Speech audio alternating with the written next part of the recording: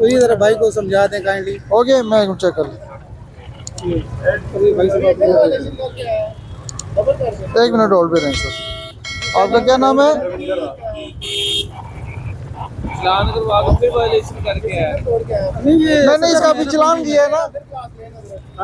जी, अस्सलाम वालेकुम सर। वालेकुम। बारिश होगी मैं तो यहाँ अभी चालान करवाया तुमने। जी जी सर, कैसे हैं आप? खैरियत से हैं? मजदूर बंदा मैं चलान कर दूँ मतलब कराने सही सर, आप काबिल एहतराम है, ये भी काबिल एहतराम है। असल में इनकी प्रॉब्लम यह है कि इनकी 2-3 गलतियाँ। एक तो ये एडमिट ही नहीं कर रहे वन वे आना, उसको छोड़ भी दें सर, तो इसके बाद इनका ड्राइविंग लाइसेंस भी नहीं है और इनकी फ्रंट नंबर प्लेट्स भी नहीं है।